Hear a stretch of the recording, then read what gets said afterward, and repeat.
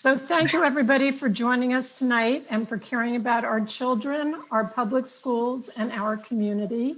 As we all know, elections matter a lot, and local elections are where that starts, so it's important for all of us to vote. I'm Nancy Rose Dufford, and I'm the Executive Director for PEN, the Pasadena Education Network. For those of you who aren't familiar with PEN, we're a network of more than 1,800 parents who support and send our children to Pasadena Unified School District schools.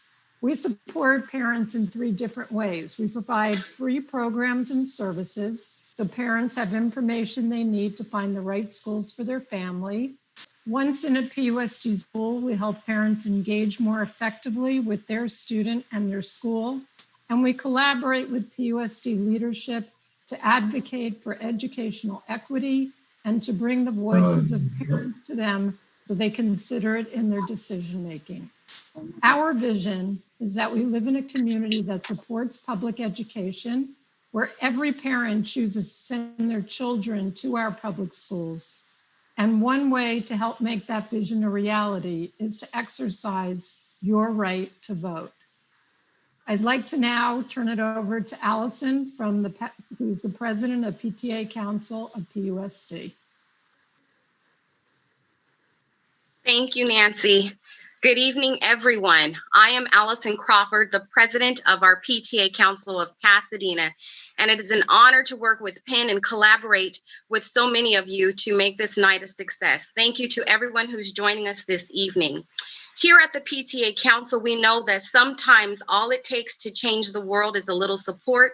And by you joining PTA in our local community, you support our children in this district, our programs, our advocacy efforts, our fundraising, and we thank you. So we ask, especially during this time, that you get connected with one of our PTAs in our local community. The core of our efforts is to bring collective ideas, leadership, volunteerism, and a passion for advocacy to the range of activities that we're involved in. Through all of our endeavors, we hope to display the conviction behind our beliefs in supporting all children and families. Today is National Voter Registration Day. I hope that you are registered to vote and cast your vote in one of the ballot boxes around your city. And don't forget to be counted in the census. Now I have the pleasure of introducing our moderator for the evening, Mr. Andre Coleman. Andre Coleman is the managing editor at Pasadena Now.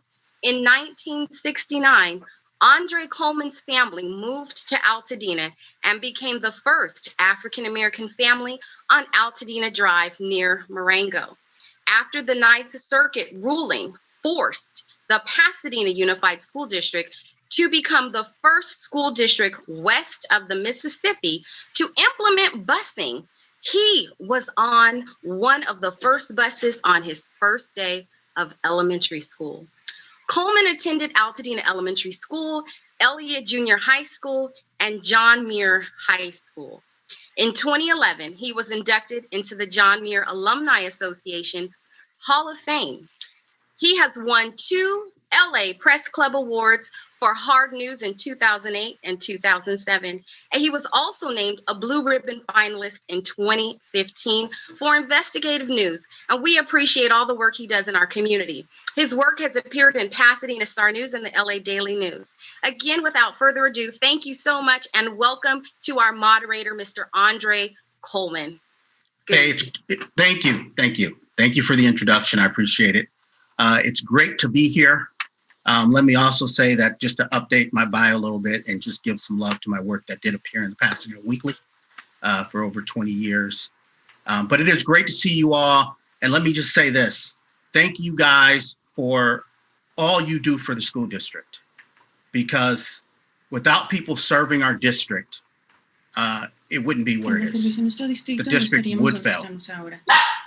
So at this point, we're going to get started, but I want to just say to all of you guys again, thank you very much for your service. And now question number 1. So we're going to have 9 questions, and I'm going to go in a particular order. Everybody will be asked a question first. After you're asked on the next question, you will go to the end of the line. So Mr. Crowley, Yes. you will answer this question first. School board members have to make decisions based on what is best for all children and the long-term health of the district. How would you balance competing demands from different schools, programs to make decisions that meet the needs of all students in the PUSD? That's interesting. That is part of my platform, actually, trying to actually have equity actually with all schools if elected. We would have to first start with something like that, working with obviously parents, obviously working with the staff to make this actually this relationship become something that works.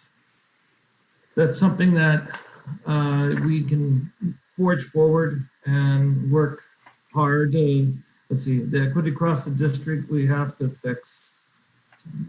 Feel like we're getting cheated and don't get selected, and we got to make sure that we can get this in the right path. Okay. Hold up that sign again, just so it can be seen. So I did not say this. Let's keep our answers to about a minute. There are a lot of people who have to speak, and we will be all here all night if everybody goes forever. But that was a great job. So Jennifer Hawley, same question. And do you need me to repeat the question? I just needed to unmute. School board members do have the duty to reach out into the community and talk with parents and talk with teachers and to be aware of what is happening. So when these competing issues come up and these demands that put pressure on different schools and put pressure on the school board, we should already be ahead of the game by knowing the issues of equity within all of the schools in the district. Okay.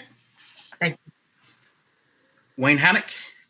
Yeah, thank you, first of all, for having us. I would say that the number one thing is to get communication from everybody across the district. One of the problems that we had, I think, recently with respect to consolidations is we had people pitted against each other, which is unfortunate because we're all public school parents. As you said, we're all dedicated to the district and to PUSD. So we've got to get everybody's input. We've got to listen to everybody. And then we have to look and decide, all right, we may have to make some very difficult choices that are going to upset some people. And so what we have to do is we have to give them a heads up and say, listen, take a look at what's going on at this other school, come over here, get the parents to really come in and welcome them into their community so that we're all one and not fighting with each other. I think that's the number one issue that we have. So, and obviously we have to do the research and look at the data and make informed decisions based on that. We can't just go, by the seat of our pants or frankly play favorites with respect to our individual schools. I commit to not do that. But we need everybody to do that, and I think we can and we will. So that's my position. Pat Cahalan. The first thing that we need to acknowledge is that there's a belief in this district that the school sites are funded differently, which is borne out by the data. But what people don't understand is how the structure plays into that. To give an immediate example, if you have a school with a lot of new teachers in it, then that school is going to have a much lower per pupil cost per teacher than a school that has a lot of experienced teachers in it. This is something that a lot of people don't understand. The dual language immersion programs in this district, which people claim take resources away from the other schools in the district, those teachers are typically on the lower end of step and column, and thus they are much cheaper than a 25-year-old or 25-year experienced teacher. So the per pupil cost of basic instruction at Field is actually considerably lower than it was at, say, Cleveland. It's all good. I've got the mic off. We need to have a better transparent budget so that these issues can be understood by the public.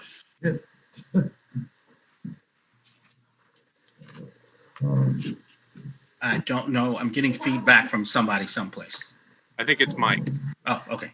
And you were speaking, so that's okay. Okay, so Mr. Harton. Thank you. We talked a little bit about having purposeful intent for programs and program equity. One of the things I want to stand for as a board member is to set a long-term vision in our district. I have the skill set to be able to get us to that. I think a lot of sacrifices that we talk about making, whether they be program equity or closures of schools, a lot of these decisions have been made without really that long-term vision of bringing the community together and talking about where we're headed. And I'm not just talking about the next couple of years, but really a 10-year roadmap of success to ensure that the programs are in the right schools, that achievement gaps are closed, that we're offering the right programs to the right folks. And I believe that a visioning process needs to happen in partnership with the community in a really meaningful way. And so as a change design manager, I follow a service design methodology that I use in organizations large and small to really align our community, bring together community partners in really a new way to establish a common framework and work forward and understand. Can you bring your statements to a conclusion? You're well over your time. Thank you. Well, bring us together and solve for a common purpose. Thank you. Thank you. Melena Albert.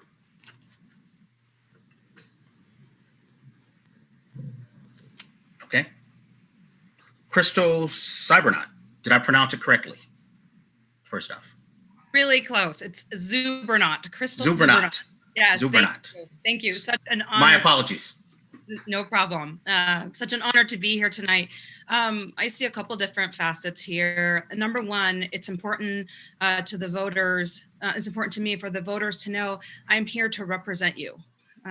You're voting me in this position, and my goal is to represent you and your needs. And so it's foundational for me to know what's happening inside of our district, to know what the needs are, to know where you see balance is needed. And then the other side of that, it's foundational to me to report back to my constituents, our residents, through transparent communication of what is actually happening with our budgets.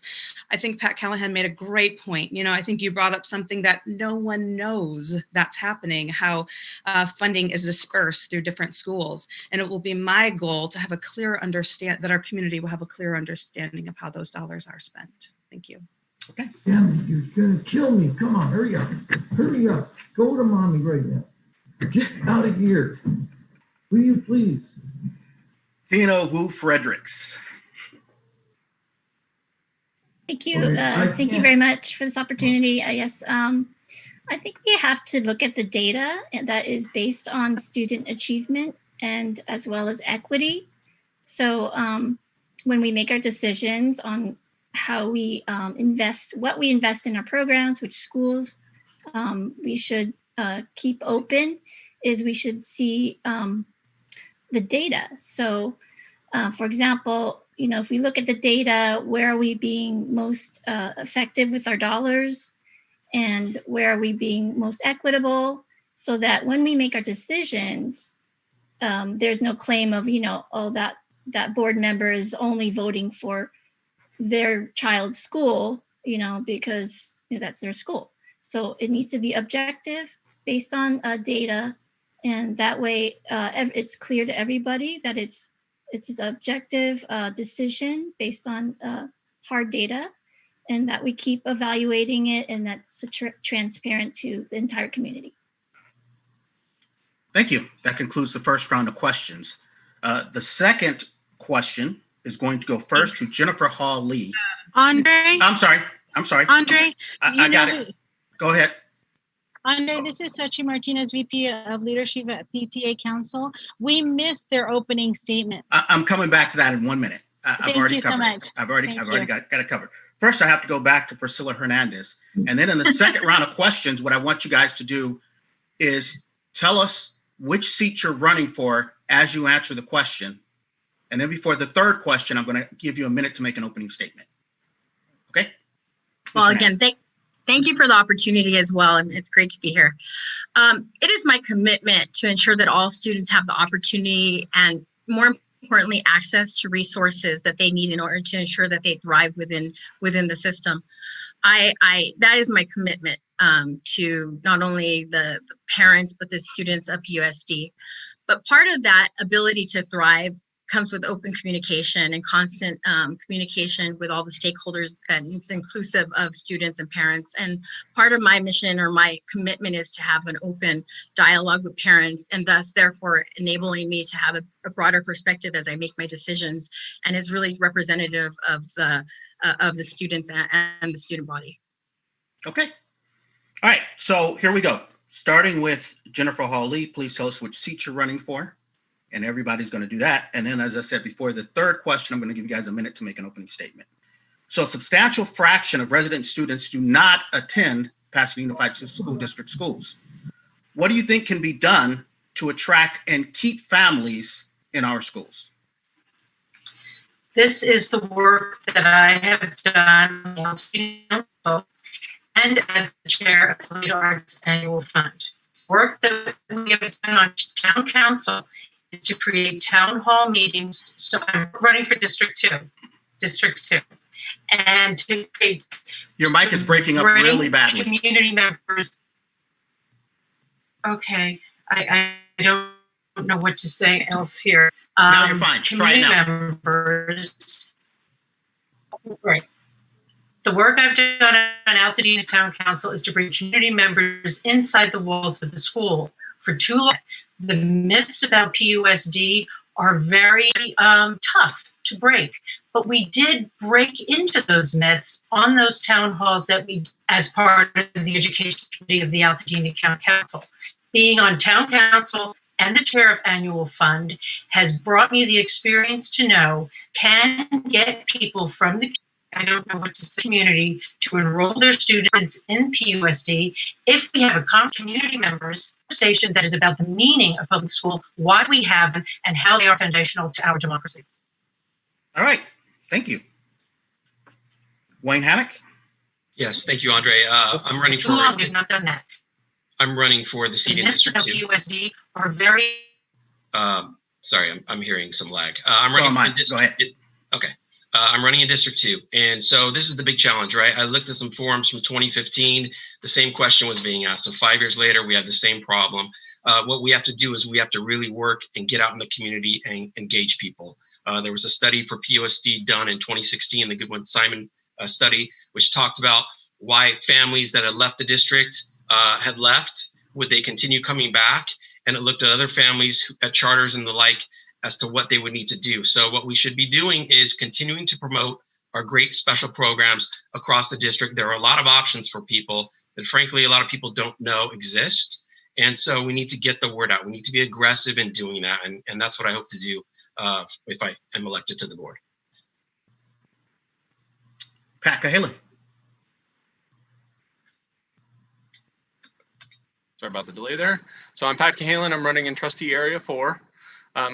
I participated in this the exact question back in 2015, and the answer that all of us gave at the time was that we needed to improve our marketing efforts.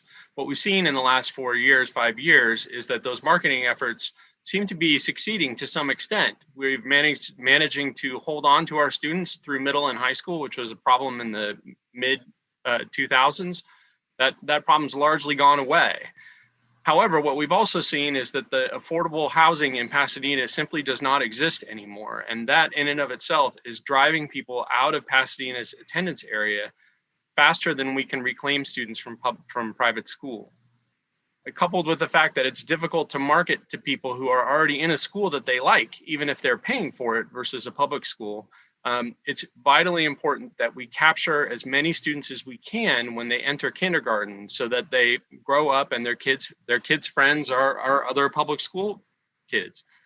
So the board needs to do a good job of reaching out, particularly to our preschools, and that's vitally important this year when a lot of students are in preschool for an extra year instead of attending kinder.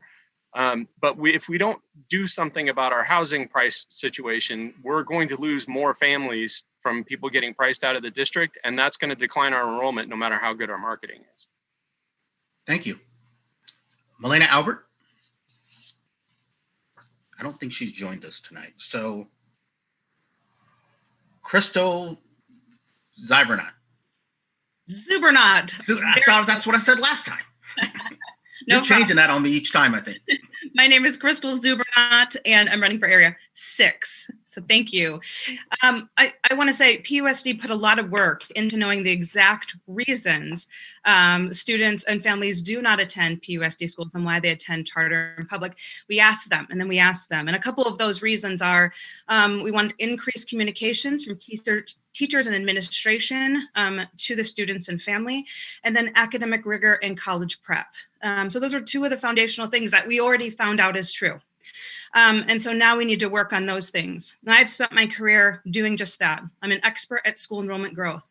I've spent my career building schools that have been on the brink of failure or closure, and understanding how to market and brand schools where the community and the constituents can understand what's actually being offered inside the schools, inside the walls of the schools. So that's what we do. Okay. Tina Wu Fredericks.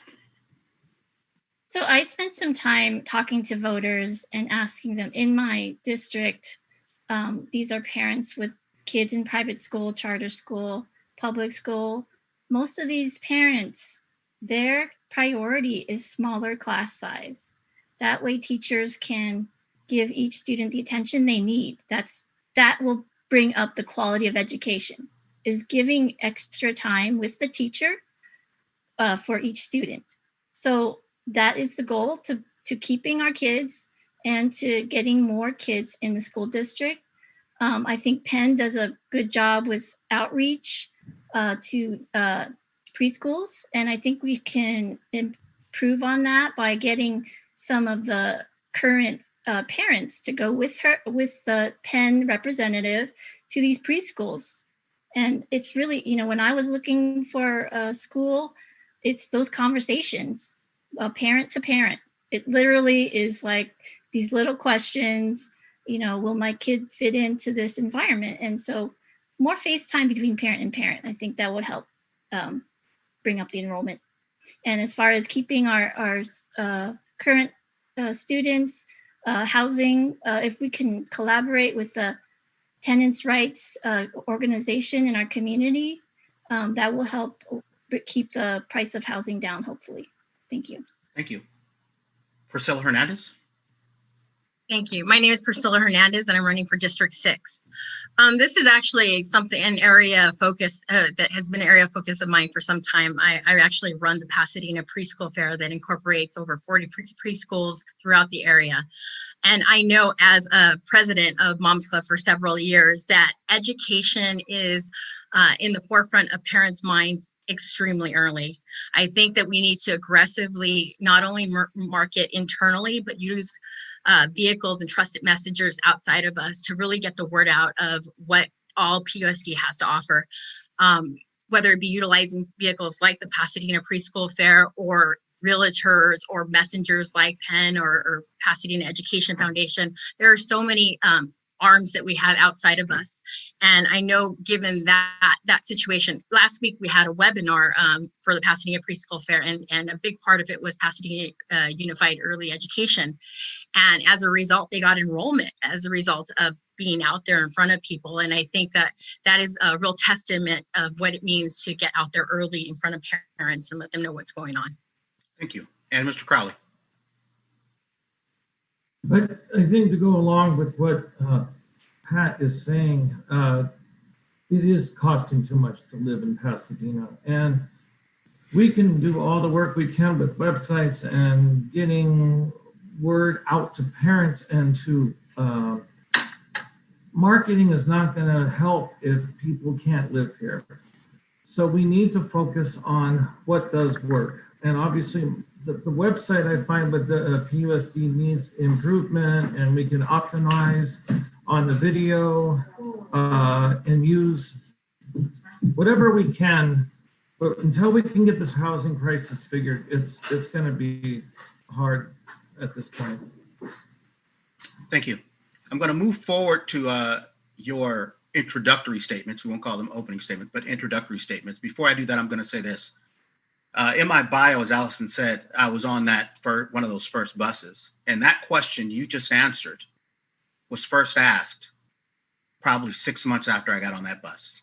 That's how long this issue has plagued the district. So my 12 years in the PUSD, that question was being asked. And now as a parent and a reporter, I still hear that parent. So I'm going to kind of just go in the order that I see you on these for introductory statements. And we're going to start with the only incumbent in this race, and that's Pat Cahalan.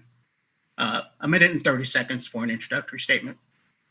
All right. My name is Pat Cahalan. I'm running for re-election in Trustee Area 4. I have 2 children in the district who have been in the district. They went to our neighborhood school as an elementary, and they now go to Blair for high school. I've been involved in the district as a parent for over a decade. So we started off as PTA and Penn involved parents. And then I got on the site council at Longfellow. I was chair 1 year. And then I moved to the district level and was on the district advisory council, served there as both secretary and vice chair before I ran for the board. So I've been pretty deeply engaged with this district, not just at the site level, but district-wide for quite some time, even before I got on the board. And I've, of course, been involved district-wide since I've been on the board. These are rough times, and these are particularly hard times for the status quo. There's lots of things that we're talking about tonight that are questions that apply during regular school years, but they're more complex in our current situation. So I'd like to thank everybody for throwing their hat into the ring, because this is a very difficult job and it requires a lot of fidelity to following the law and following the local community. You have to reach out to the city council, you have to reach out to your neighborhood groups, and it's an ongoing task. And I hope that everyone here, whether they win or not, continues to do it going forward. Thank you. Before I move on to Tina Wu Fredericks, I looked at my list and Mr. Harton's name was not on the list to answer the last question. So I'm sorry if I skipped over you, but I will extend you the chance to answer that question now if you'd like. Sure. No, thank you. Scott Harden in District 4.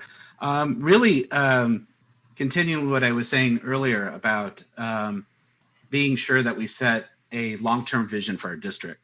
I think that when we look at kind of the way that we market this district to families that have left it, or those that are considering the district coming into the area, I always say you can't market your way to a vision, but you can actually market making a vision. And that's what I stand for.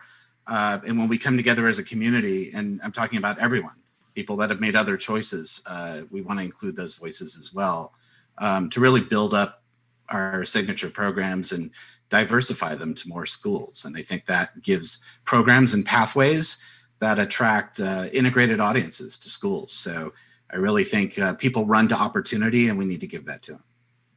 Thank you. Ms. Fredericks, your introductory statement.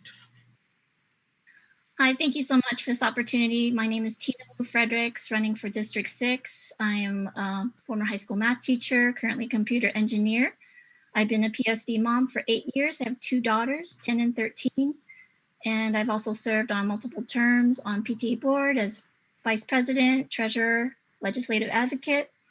Also very active on school board meetings, and as well as after many years of political advocacy work and legislative, organizing legislative visits on issues of healthcare, tenants' rights, environmental justice. I will redirect my advocacy work to education, and I will work with fellow board members and families to unite and organize them to fight for more funding so that all students benefit in an equitable way. My top priorities are to reduce class size, hire more teachers, ensure that each school has a full-time librarian, nurse, custodian, and counselor, ensure the highest safety standards for reopening schools, because our kids are worth it. Thank you. Thank you. Going straight down to Jennifer Hawley. I'm unmuting. Okay. This is the way there. How is that? Is it okay there? You're lagging a little bit, but go Jennifer, ahead. I'm running district. Okay, great. I'm running District 2. I on the Elliott Arts Annual And my work here at Pasadena has been to promote all our PTA schools in Pasadena. That's really it here. I'm up against all of these myths all the time, always talking to people and kind of drawing them out on that and really bringing the conversation to the fore. I'd like to take a little bit here and just say some of my background in that I'm from Atlanta, Georgia, and okay, great. Yes. Try turning off your camera and just use your audio for a second. Let's see if that's a little bit better for you. Because what you're saying is important, and I want to give those who are watching a chance. Okay, so go ahead now. Let's see if it's better. Begin. It didn't turn off. Oh, there it goes. Okay. Is that a letter? I went to the high school I went to, was in Atlanta, Georgia, in busing in the 70s. And it was one of the best experiences of my life. I didn't realize it would be the best experience of my life, but it really changed me. And the decisions that I make throughout my life really goes back to that time. I did terribly. There it goes. Okay. I loved my school, but those days now, Pasadena, I run up against all of these men out on that, and really I ended up dropping out of school. And that was it's better. A tough day to have to tell my mom. I drew that little personal statement because it's a big part of why I'm running. Okay. Tell her that. Okay. That's good. Thank you. Thank you. Priscilla Hernandez. Yeah. Thank you. Hello, my name is Priscilla Hernandez, and I'm running for school board because I love our community, and I realize how incredibly challenging this time has been for all of us, especially our students. Like many of you, I'm a mom of two, and I've seen firsthand how distance learning has impacted our kids, and I want to be part of the path back towards stability and normalcy. Now more than ever, we need proven leadership and experience, as well as the ability to bring individuals together. As a graduate of UC Berkeley with a master's in public administration from USC, I have over 25 years of proven and results-oriented experience in the education field. I've worked in the governor's office and campaigned dealing with education policy issues. I've run a successful nonprofit dedicated to at-risk youth and their families, responsible for establishing organizational budget and policy oversight. I'm an early education organizer within the city of Pasadena, and most recently served as chair of the city commission. My commitment will be to ensure PUSD students' needs are put in the forefront while helping to navigate this extremely challenging climate. I'm equipped and ready and would be honored to earn your vote. Thank you. Thank you. Ms. Zubernat. This is Crystal. I'm Crystal Zubernat, running for District 6. I have over almost 20 years of experience in education as a classroom teacher and a school administrator. I also have two kids in PUSD, boy-girl twins, that currently attend Pasadena Unified. I'm an expert in distance learning, and I'm an expert in school enrollment growth. I've spent nearly 10 years in distance learning alone. I didn't know how important it would be a year ago as it is now in this pandemic, but certainly the experience that I had over the last 10 years, starting 5 high schools, 2 junior highs, and a college that are thriving today. I want to be able to bring my experience and expertise to PUSD. And enrollment, like I mentioned before, I've spent my career building, growing, and saving schools that have come near closure. And I want to be able to do that PUSD as well. And I believe that's foundational. I don't think there's anyone here that doesn't want smaller class sizes and more staff in our schools. But before we can do that, we have to make sure that we're sustainable, that we're financially stable, and that we're not closing down schools. And that is what I aim to do. As a board member, is to put all efforts forward to stop closing down our schools and moving forward with a strategic plan that has been set in place and that we will set in place. Thank you. Mr. Hammock. Yes, thank you very much. My name again is Wayne Hammock. I'm running in District 2. I'm a parent. I've got 3 kids in the district. One just graduated. He's going to UCSB. He went to Marshall. My daughter's a freshman at Marshall, and my youngest is in the 4th grade at Sierra Madre.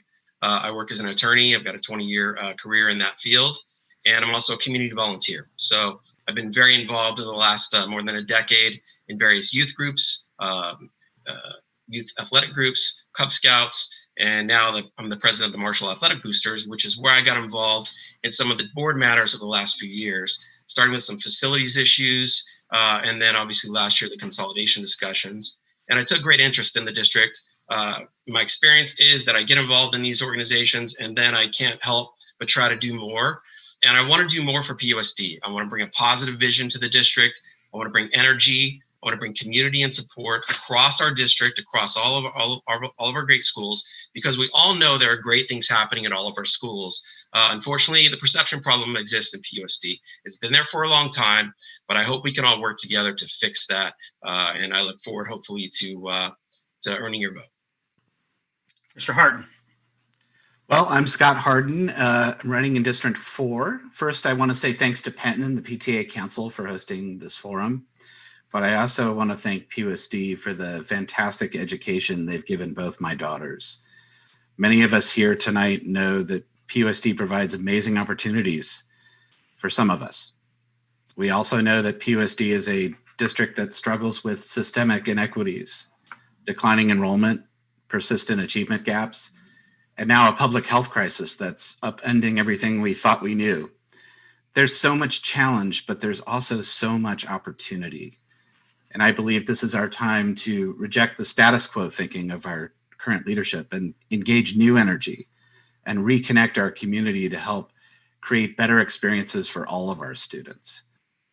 I have the unique professional and community leadership skills to make that happen. And I'm excited to talk to you tonight about my ideas. Thank you. And Mr. Crowley. Hi, I'm Mike Crowley. I'm running for District 2.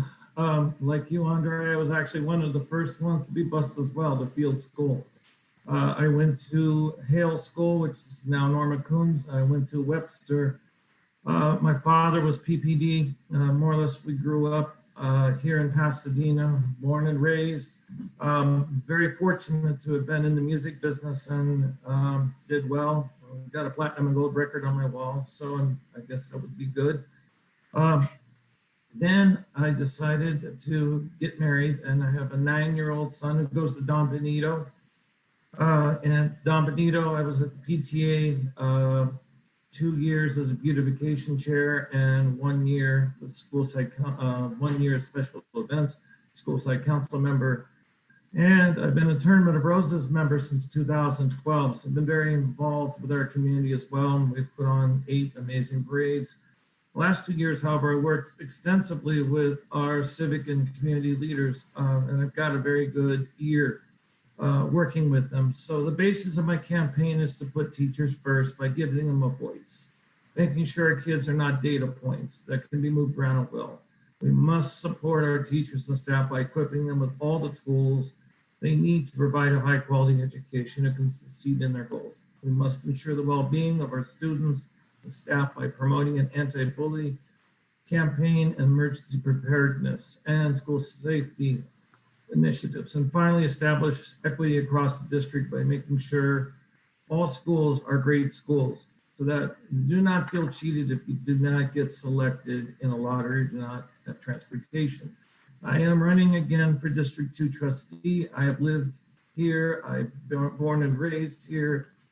And I look forward to being your trustee to District 2. Thank you.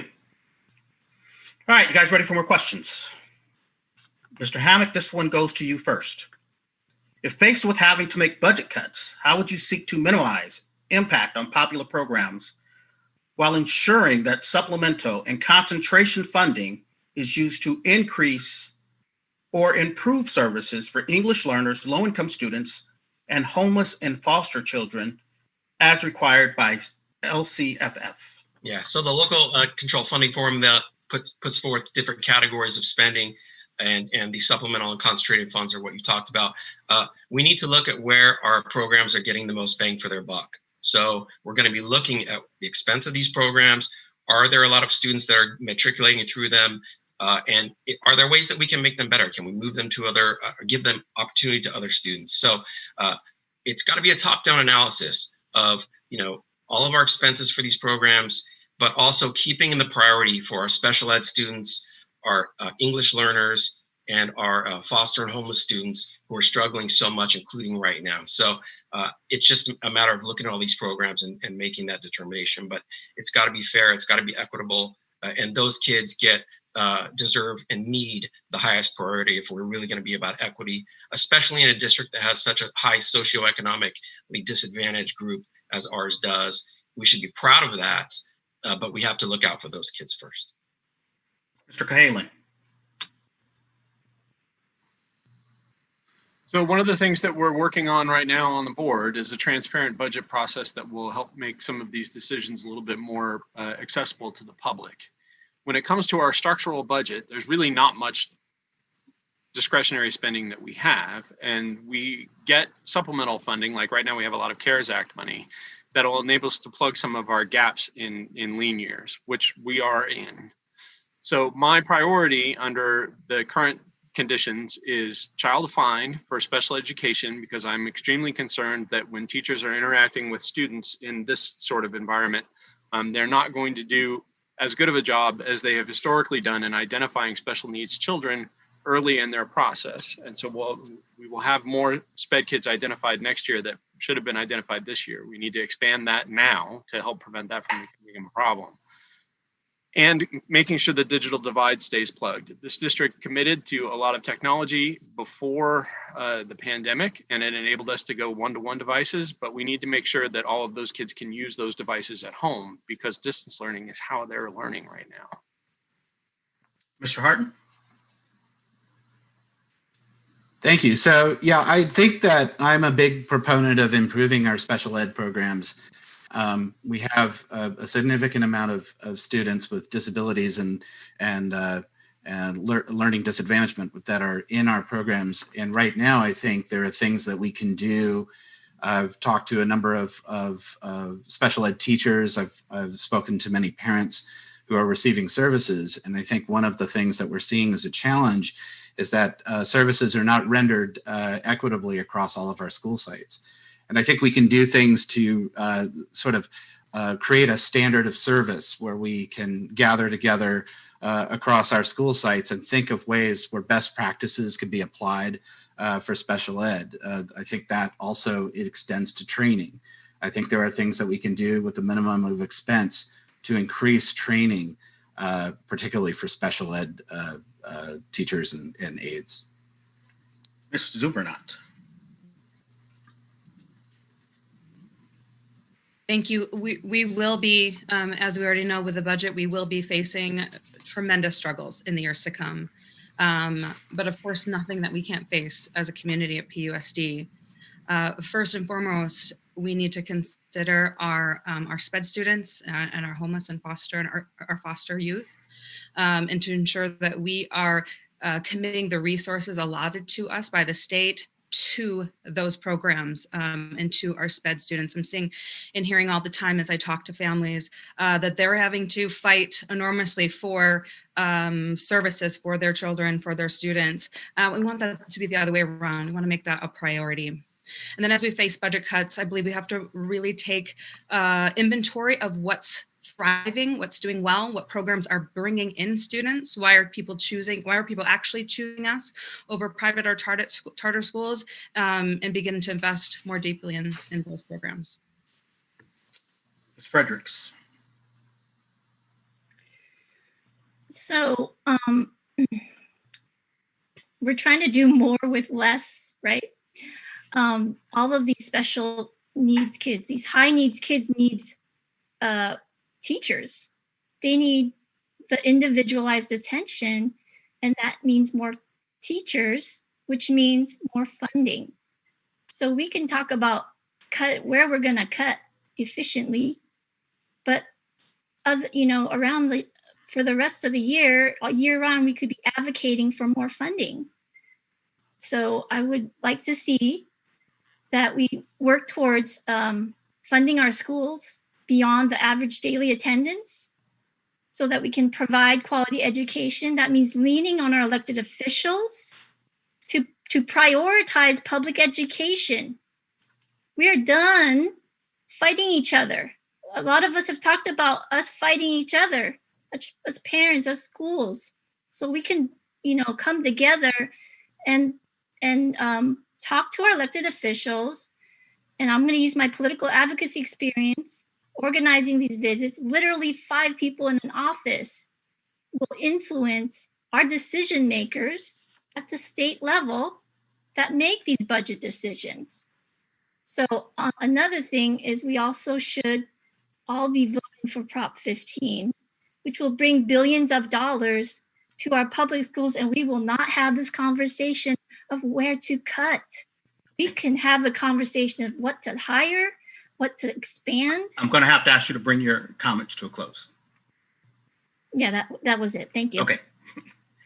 Ms. Hernandez? Thank you. First off, all students are entitled to quality education, and that's our responsibility as Pasadena Unified School District. But in saying that, as Leslie Barnes brought up in the last special meeting, is that in the next couple of years are going to be very tough. I mean, if we'll be lucky if we end up at 0, but definitely probably be a deficit. So therefore, that's where I feel fortunate in my experience of being in a nonprofit organization, running a nonprofit organization in which entities are very reliant on resources and vital services. But at the same time, that doesn't mean that our budget corresponds with that. So as a nonprofit organization, and what I would do, or what I would bring to the table as a POSD member, is to look creatively outside of our budget, building private public partnerships in order to still maintain vital services for those that are in need, and being able to bring also relationships, given my policy background, with elected officials and advocate for more funding. Okay. Mr. Crowley? Yes. Okay. Obviously, we're going to need to work together, establish a partnership with finance and instructional leaders. Everyone must feel like they're on the same team. That's first and foremost. We need to evaluate and adjust what works and what does not. And we have to ask ourselves, are we asking the right questions? Are we listening to our district parents first and foremost? Yes, Prop 15 can be a Band-Aid, but we have to really look at the data. Is this then rooted in decades-old procedures? Are data points because our children are moving parts, or are they being really credited for? In other words, special ed are they encroaching on regular students? So we have to figure out a way to work this into a budget, and that's the only way I can see is partnership. That's it. Okay. And finally, Jennifer Hawley. Okay, I'm going to go for this on this video at the same time thing. Can you probably just want to question? Okay, turn off your camera and I'll just read it to you as you do that. Okay. If faced with having to make budget cuts, how would you seek to minimize impact on popular programs while ensuring that supplemental and concentration funding is used to increase or improve services for English learners, low-income students, and homeless and foster children as required by LCFF? So when we're talking about the budget and the work that we have to fund, the students that we have to fund, I think it's really important to look at the fact that our district has become smaller over the years. No doubt about it. It's a different district than it was 50 years ago, 60 years ago, even 20 years ago. When it comes to special education, you have to remember that when IDEA was implemented, the federal government said they would pay up to 40% to fund special education students. They've never hit that threshold.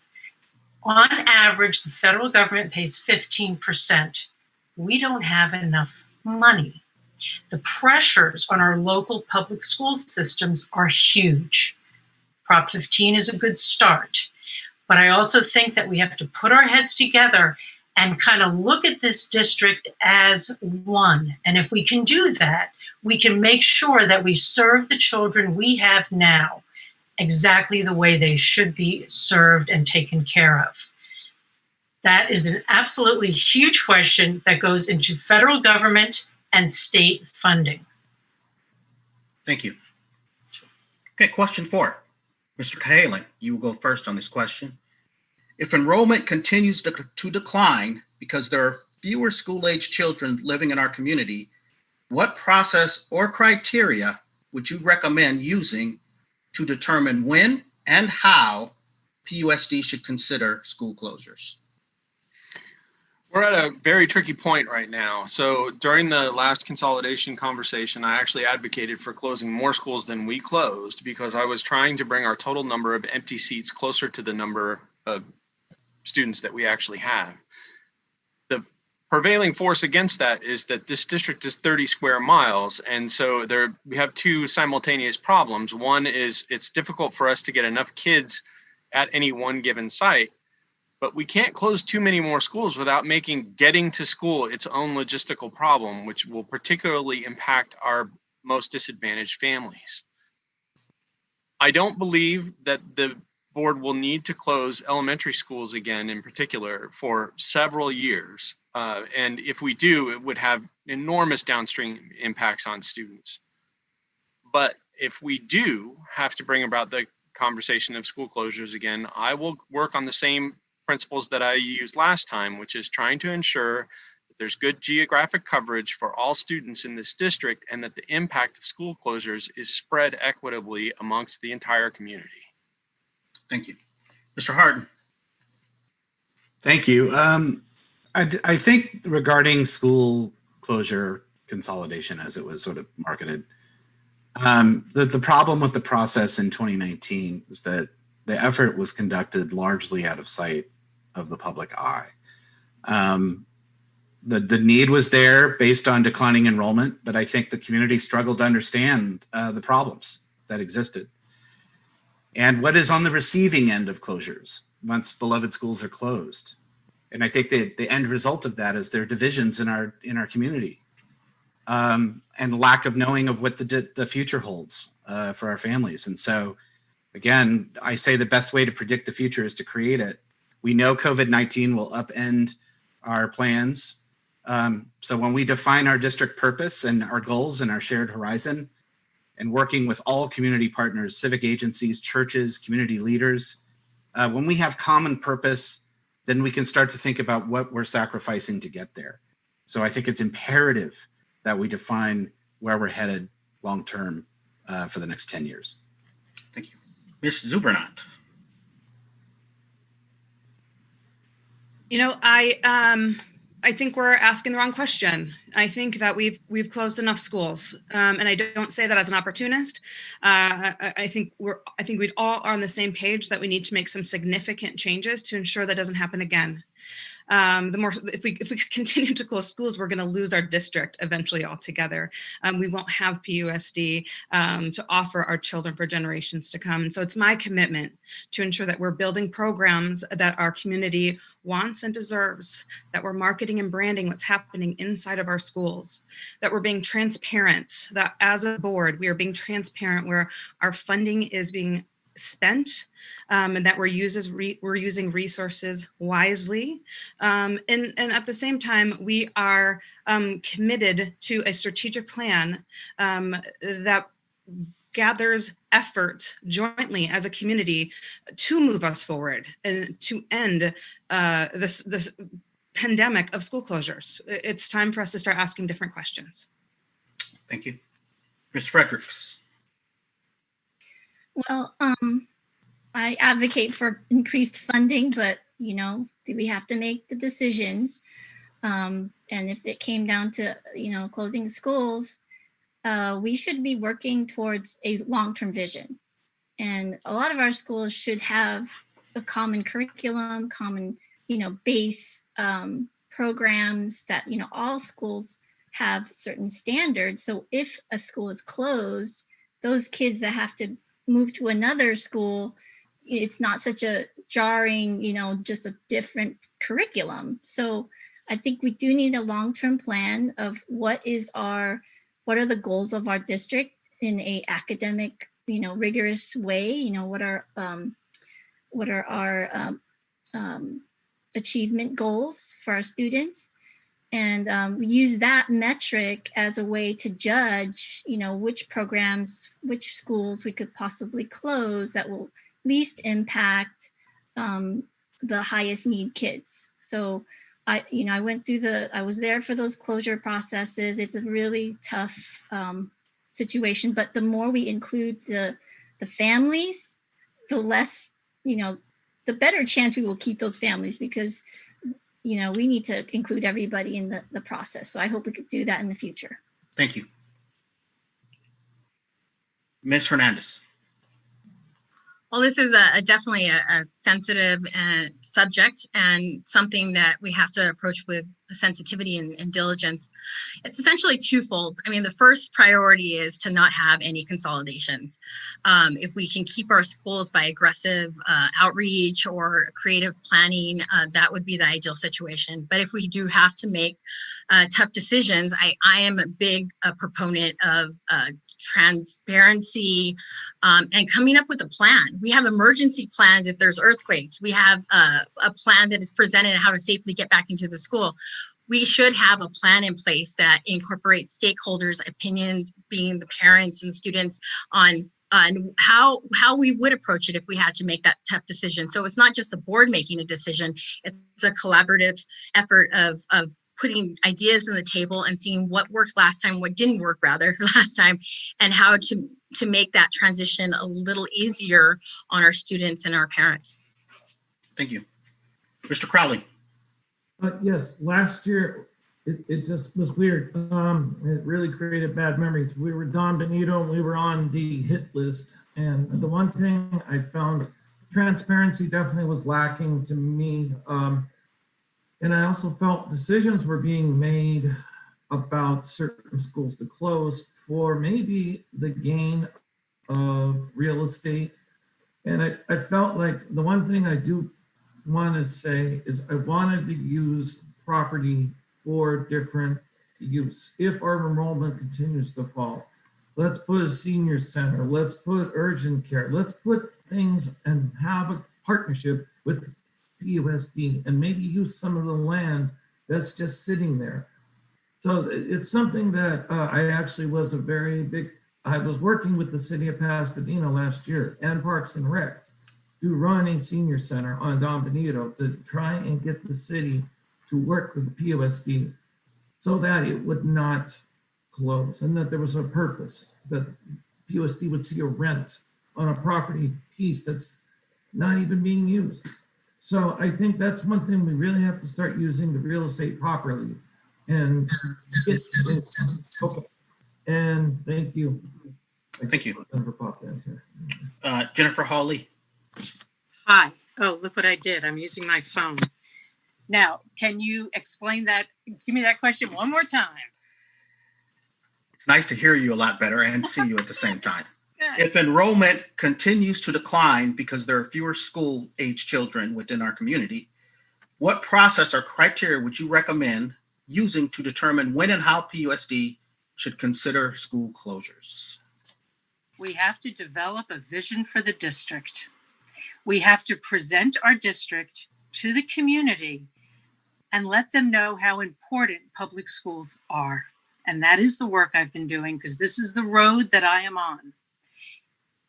In our community, in our nation right now, for some odd reason, we seem to think of ourselves as taxpayers before we're citizens, like we have to be marketed to all the time. Public schools are foundational to this country. We have to shore them up. We got to get people in, and we have to support them even if we don't have children. And I love being on this road because I think it's positive. I think it's where we need to go. So it brings you to the next issue, which is consolidation. We have a lot of schools. The numbers of children in this district are shrinking. But if we can come together around a vision for what we want our district to be, we're going to be okay. And that's what I want to do. That's what I... Okay. Now our phone's lacking. All right. Mr. Hammock. Yes, thank you, Andre. This is an issue that I'm very passionate about. I was at the forefront for Marshall, among a bunch of other parents on this point. I think one of the big issues is obviously transparency. You have to communicate with the stakeholders early on in the process. You can't start holding town meetings after the committee's already decided. Now, I'm not blaming any committee members here, but the process was not great as far as communication goes. Second thing is we have to reach out to the families at those schools and sell them on the idea. If we've got families staking out their claims and fighting online, it's not a good thing. But we have to think, and this didn't happen, I don't think, last time. We have to think about what's PUSD going to look like after the closure. So if you're going to close a school that has high choice, that is 2,000 students, 1,100 high school students, where are they going to go? Andre, if they all went over to PHS, which is 1.5 miles away, or some went down to Blair and some went to Muir, if you've got 2,400 students at PHS, 1,100 at Muir, you haven't achieved equity. And we don't know how many students are going to leave the district as a result of the closure. We know it's 10% in a lot of circumstances. It would be more with a big choice school. A lot more to say on that, but thanks. Thank you. Okay, next question. And Mr. Harden, you get this question first. If a parent approached you with a perceived systemic concern, so we're not talking about a concern about one individual or something in the classroom, but a systemic concern within the district that the parent had been unable to resolve by going through the channels, the proper channels, how would you respond?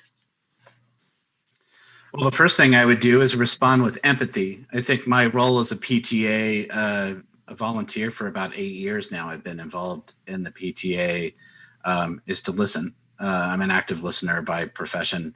I would make every effort to capture the systemic issues that exist, not just within school, but outside of school. I think some of the problems we see with inequity, schools have become social safety nets. We provide mental health, physical health, food security, child welfare, reproductive right education.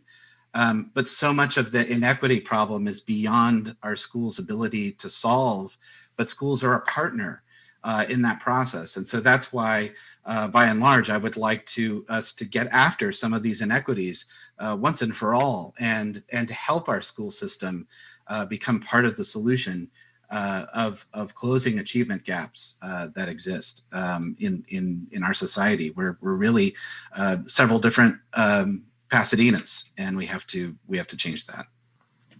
Thank you. Ms. Zubernat. Number one is to listen and listen well. I'm actually a former therapist and licensed counselor. But number one is to listen well and to really hear what the parent is saying. It would be my hope and intent that I would be accessible and approachable by parents in our area. And I hope this would happen. Looking, as I would talk to this parent and to other parents, I would look for themes, I would look for trends, and be able to bring back themes and the trends that we see to the executive leadership team, to the board as they are appropriate, to ensure, number one, we want to ensure that our leadership and our board knows what is happening and knows the thoughts of our families and our students and teachers and what's happening in our schools. It's a priority for me that there isn't such a gap between the board and between our schools, but that I, as a board member, am more accessible to our constituents. Thank you. Ms. Fredericks. So I would, I would listen as well, and I would try to think of, a neutral party to be in the conversation so that we could document it, we can verify. I would say we should probably look to human resources of our district, and depending on, what the particular situation is or what community this family is from, we may look to a trusted community member to sort of facilitate and sort of understand the situation better. I mean, I may not be the right person to understand exactly, the impact and the, how to solve it. So I'm not going to claim that I can, solve every problem, but want to make sure it's documented and we make sure it's followed up on. And it's really important that we have a neutral party to share that with. Thank you.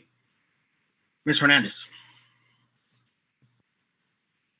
From my understanding, from your question, essentially they have been through all the channeling and then they address, they bring it to our attention, correct? That's correct. Okay, so that's a really important part of the equation, is that they have gone through all the channeling and now they're coming to leadership and they're saying, how can we address this issue that's not only affecting my child, but affecting a bigger granular perspective.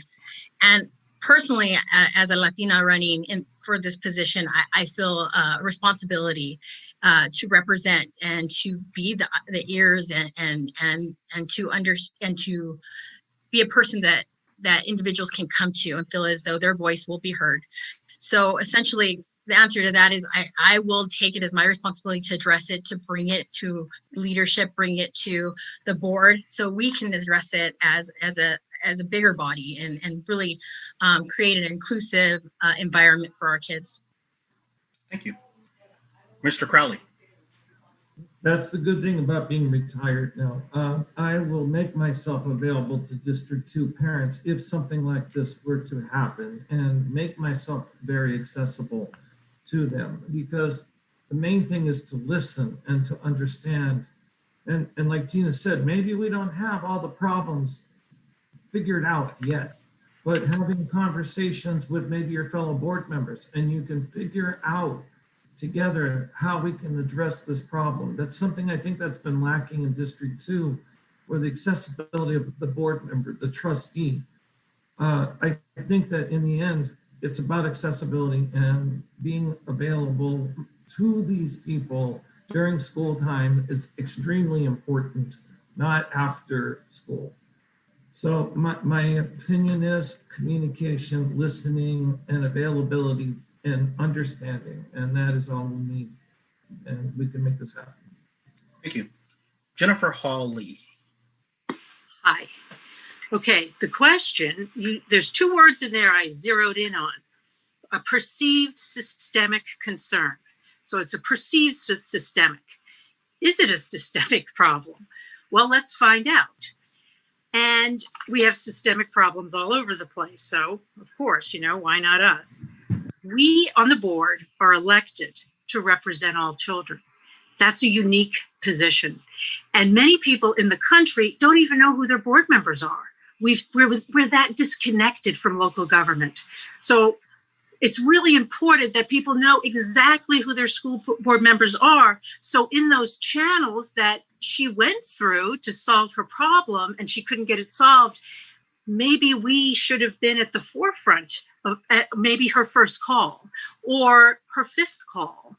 So we shouldn't be the last person that she calls with a systemic problem, and a systemic problem must be solved. Thank you. Wayne Hammock. Yeah, so the first thing I would do if a parent brought this to my attention is you have to say, thank you. Thank you for bringing it to my attention. If you're not getting a response, tell me about it. So again, Jennifer makes the point about it being perceived. I will listen. I will investigate. Does it sound like a real issue? If I believe that it is a real issue, then I will take it to ELT. Our job as a board member is to be a representative and an advocate for the kids and for the district. Advocacy is what I do as a profession. I will advocate for the kids in our district. I will go to ELT. I will talk to them, find out what the issues are. If it is truly a systemic problem, we need to address that as a board in the proper context to make sure, because if it's systemic, it's happening to other families, not just the one who brought it to our attention. So we thank whoever brought that to our attention and take that kind of action. Thank you. Mr. Cahalan. Well, first, I'd like to take a brief moment to commend everybody on their answers, because you all gave good ones. This was a big enough concern for me when I first got elected in 2015 that I advocated specifically to create a position of the ombudsman at the district level, which we had for 1 year before we had to cut it due to budget concerns. So that position was to do what everyone here said, to first ensure that the parent was actually going through the process and contacting each person properly along the escalation path, and walk them through and be an advocate for them. If we got into a world where Prop 15 passed and we had the funds left, I would like to restore that position, because it's difficult as a board member. It's important to do the job, but it's difficult to do that and not allow your perceptions of the problem to be colored by your interaction with the person making the complaint. And we are the court of last resort. It's up for us to resolve things if it gets to the full board.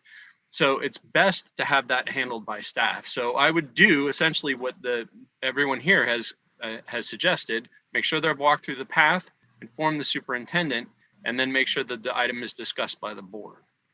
How many people here, before we move on, would be committed to returning every phone call from constituents? Show of hands. The incumbent's hand didn't go up. Why? And I don't want to call you out. If you don't want to answer, you don't have to. No, I've made a concerted effort to reply to every email and to every phone call, and it is logistically impossible, particularly when you get a large volume of complaints. This was never more evident than during the consolidation. So it's not a pledge that I would want to make. I would definitely make my best effort, and I commend particularly Mr. Crowley. I know that certain board members that don't have full-time jobs do have an advantage in this area, and that is a consideration. It's important to acknowledge people as much as you can, and I will make effort to do so, but I couldn't make that promise. I appreciate your honesty, and I appreciate everybody who raised their hand at the same time. So moving on to question 6. And Ms. Zubernat, you will get this first. What efforts will you make to understand the needs and concerns of families who do not speak English or who do not use social media, email, or apps? I love this question. Number one, I come from a Spanish-speaking family. And so from early on, I understand sort of the disadvantages a single language person or family can have in this community, in the United States quite often. And then now social media and the internet is quite frankly another language. And so I think it comes several folds. It needs to be essential that you're communicating to them directly in newsletters, in town halls, in specific ways that you're reaching out to those people in your district who are a single language or the Spanish speaking and aren't processing through social media, and creating an avenue to get your word across in a way that's most accessible to them. Mail still occurs. We're able to translate our message very easily these days. And as we know, in campaigns, people do read mail. And so we can definitely go that route as well. Thank you. Ms. Fredericks. Well, my daughters went to Willard, which is a 60% free reduced lunch, and was majority Latino student body, and we deal with that all the time.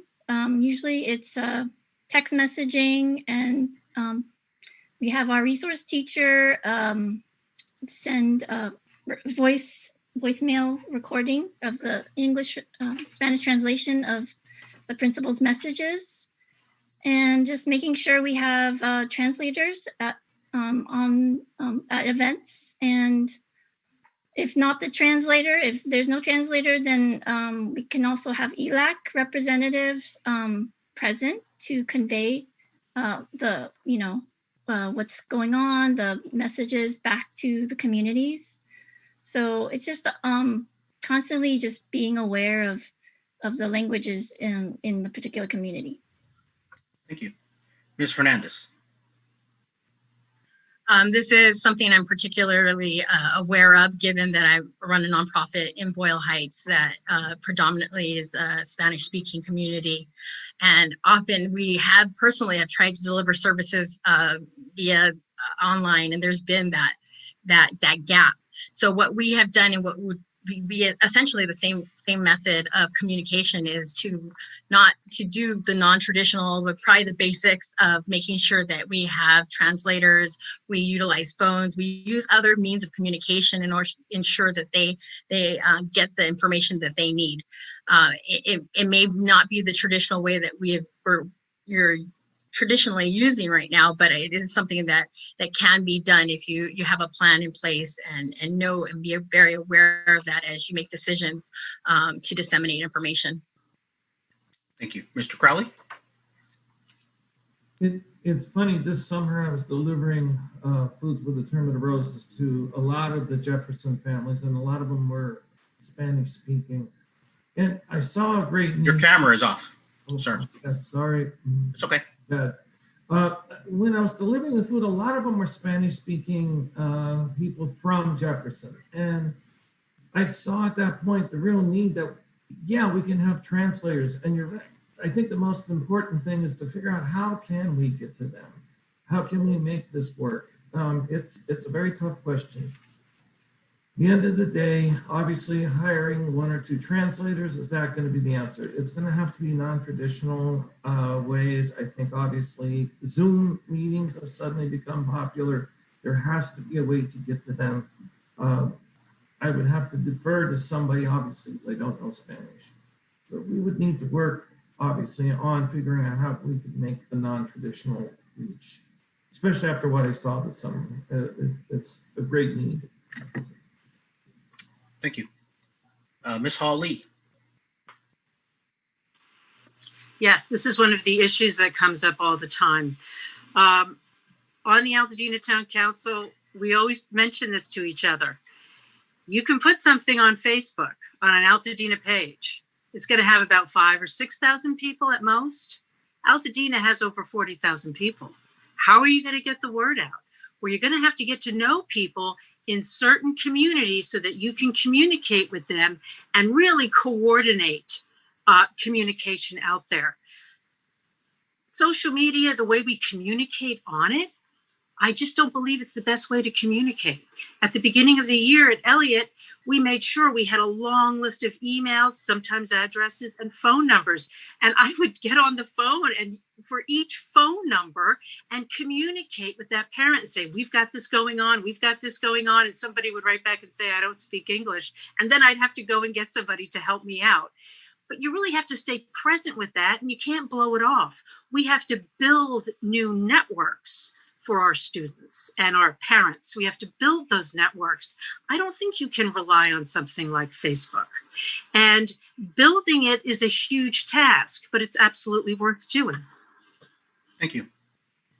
Mr. Coleman. This is a struggle for me as trustee area 4 is predominantly Latino, and it is the largest Spanish-speaking district, with the possible exception of Michelle's, a chunk of Michelle's district.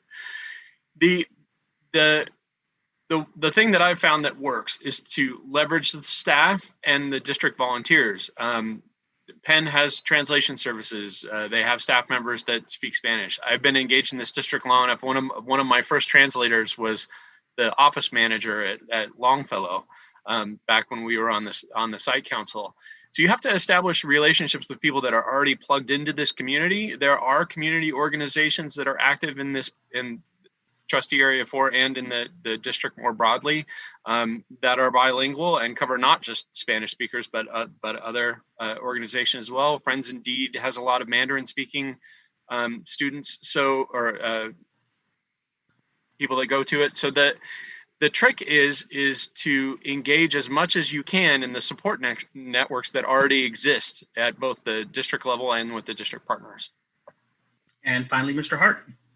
Well, thank you. I love this question because we talked a little bit earlier about volunteerism and having the time to do it and being in the community. Like I say, I'm a 4-term PTA leader. You don't get that privilege without having made a lot of networks and neighborhood connections. I've spent a lot of time, not just in my district, but other districts, building those outreach, building those networks. Spanish speakers are some of them, teachers that have backed me and speak Spanish and have pledged their support to outreach. And one of the key things that I'm going to do as a board member is have periodic gatherings. We'll try to do them digitally, but if we can't, we're going to do them with safe social distancing. I'm going to make the rounds. We'll have coffees. I'm going to have regular translators at those sessions, and we'll do real active listening to hear problems and challenges firsthand. Thank you. Question number 7. Andre, I beg your pardon. This is Wayne. I didn't get a chance to answer that one. I'm not going to reinvent the wheel, but oh, you're not on my there. I'm sorry. No worries. Go ahead. Yeah, again, a lot of great answers there. I would develop relationships with ELAC at each school, vice principals, other staff at the school that can intervene and help with translation. We also need to reach out to ELT and work with them to make sure that our communications as a district are going out properly in other languages. I agree, social media doesn't work for these kind of communications. The same group of folks that are highly active on there will see it, but a lot of people don't have access to it. I don't think that's the way to go. Even email's a challenge, so it's got to be done through ELAC, through some of the schools, and it's got to be done boots on the ground. So that's my pitch. Thanks. And sorry about that. Question number 7 goes first to Ms. Zubernat. The COVID pandemic has in many ways revealed and amplified existing inequities. What are the biggest opportunities for our district to address the structural causes of these barriers to student success? You know, one of the things that I'm aware of, one for having 2 kids that are distance learning every day, and so understanding the stress and the loss of opportunity that provides. But on the other side of that, it's been just astounding to see the teachers come forward in this time and learn technology. We all know that they're working double, if not triple, the time that they've been working before in order to provide our students the best education possible. What I know about technology pre-COVID is that there were a lot of people afraid of technology. And now that we've had our entire educational system immersed in it very quickly, what I believe that will happen as an opportunity on the other side of this, we're going to all look at technology and education differently. We all want our kids back in school safely and quickly. But what I believe is we're going to understand how to implement technology in a new way that will revolutionize what we have to offer our kids educationally. Thank you. Ms. Fredericks. I think this is a great partnership opportunity to partner with our city officials. I would think it would be great to have free high-speed internet across the cities that are in Pusd. And that way we would make, it be more equitable for families with, they don't have the high-speed internet like some other families do. And that really makes a difference, as well as leaning on other agencies, maybe in the county, to lean on their services, mental health services from the LA County. So this is the opportunity to lean on other agencies and other municipalities and other private organizations to really get us through the crisis and really address the inequities in the educational system. Thank you. Ms. Hernandez? I absolutely believe this COVID-19 has helped unveil the inequalities that we have. But in saying that, it is absolutely an opportunity. We see what is out there and what's needed. Our focus is to make sure that all students thrive, but they can't do that if they don't have access to the resources that they need.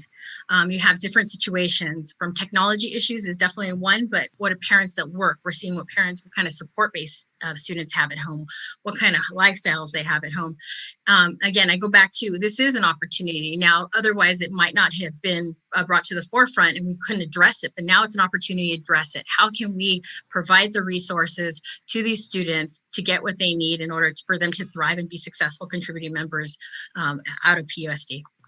Thank you. Mr. Crowley. to go work with what Tina has said, actually, I believe that is going to be really the way we get through, is partnering with the city. I do know the city does have in the coffers of trying to have citywide Wi-Fi, which probably will work with what Pusd is doing. It is scary because the fact right now is, if you try and get on WebEx, it's still shaky. So I absolutely am hopeful that moving forward, the city will come forward, because they know if the school fails, they're going to fail. But we must have a way to work with the city and make this happen. Jennifer Hawley. Thank you.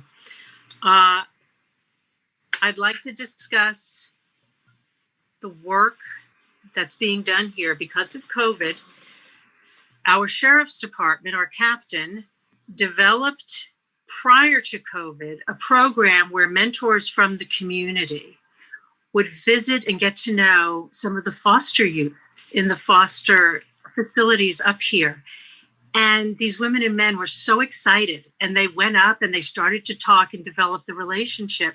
And then when COVID hit, this is on pause now. So I have been talking with the sheriff a lot, saying, have you had any input? Can you get some people up there? Because there's issues with foster runaways. And one of the things that the captain is so concerned with is how can we keep the youth there home in their beds, you know, in their facility, and not run away.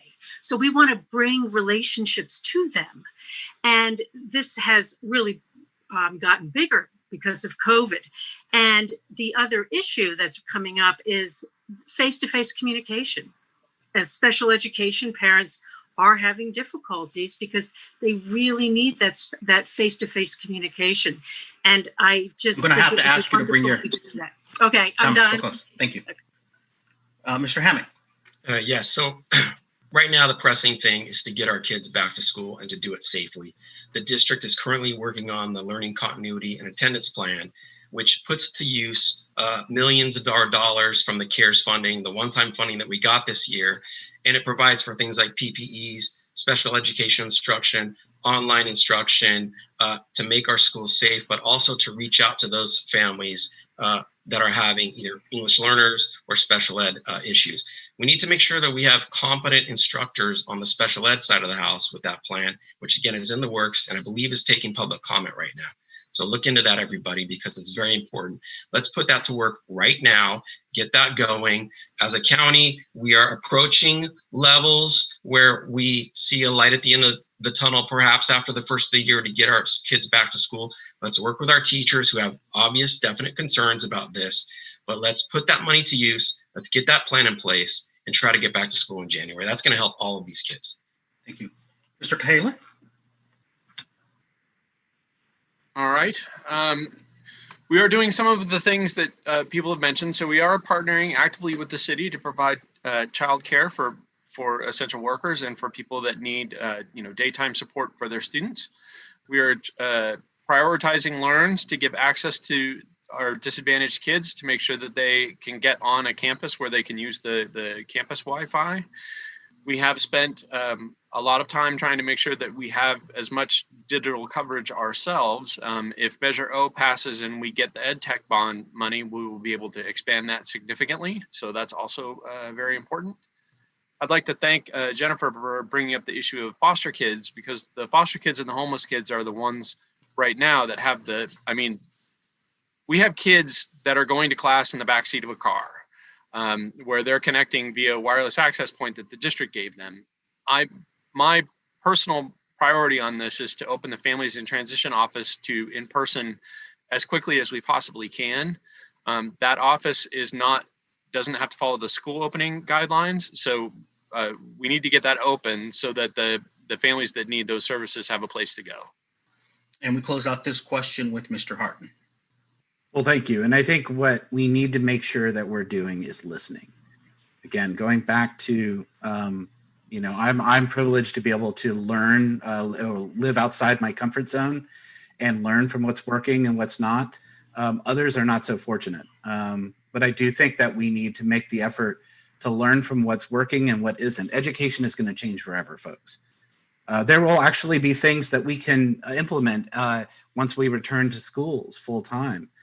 We need to be transparent about what we're not getting right and be honest with the public. You know, we're going to figure this out together, and building and closing learning gaps,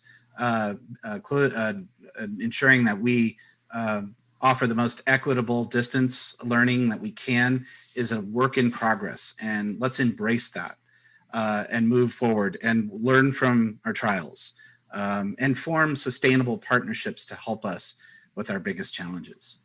Okay. Question number 8, and Ms. Fredericks, you will go first. Given the opportunities and challenges facing our district, what would your top priorities be as a school board member? Yeah, I already told you the top priority is smaller class size, because that is, regardless if we're distance learning or in-person learning, you got 30 kids on the grid here. It's much harder than if you had, 20. So a teacher told me that it was even hard to take attendance. So that is my top priority. It's what the constituents have told me.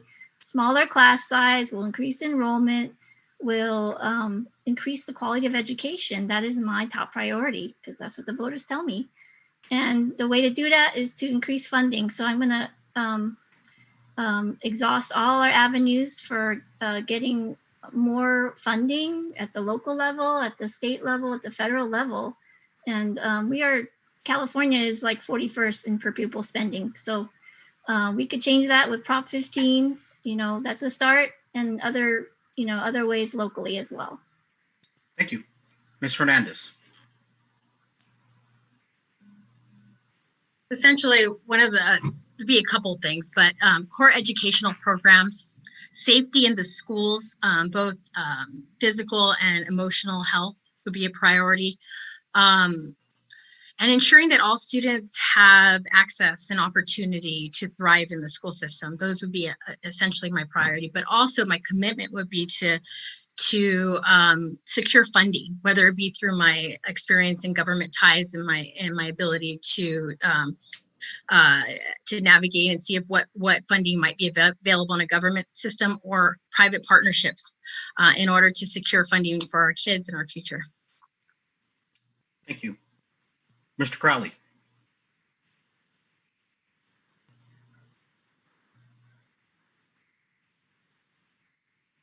I was bullied when I was growing up. And so something that's very passionate to me is actually something I've actually put together, an anti-bully program. And I've worked with the city of Pasadena and with our civic leaders, and they're all excited about it. I was about to go and present it to PUSD, and then COVID happened and everything stopped. I think it's a fantastic thing. The kids have to feel safe when they're going to school. And that is a very important thing to me, actually. It's actually passionate. We must figure out a way where parents feel safe sending their kids. No more excuses of why you can't go to school, because you're afraid of the kid who's going to pick on you. And that is absolutely the most important thing. And besides partnerships with the city and civic leaders, is the most important thing. We have to figure out a way to make them safe. Thank you. Mr. Hammack? I'm sorry. Ms. Hall-Lee? Hi. Top priority would be, we need to fight for more money. We need more money from the state. We need more money from the federal government. But before we fight for that money, which is going to be pretty quick, we need to show the budget that's on our website in a way that all people can understand it. For every person that says, I don't want to vote for Prop 15 because eventually my taxes are going to go up, they need to understand that budget. But when I look at that budget, I think maybe there's a better way to express this to many different types of people, which is what we have in our community. Let's make sure we all understand the budget, and let's fight for the money we need. Thank you. And now, Mr. Hammack. Thank you. So job one, this board's going to take over, I believe, in December. We have to get back the families that have left in the last year. I believe we're down about 1,000 kids because of what's happened recently.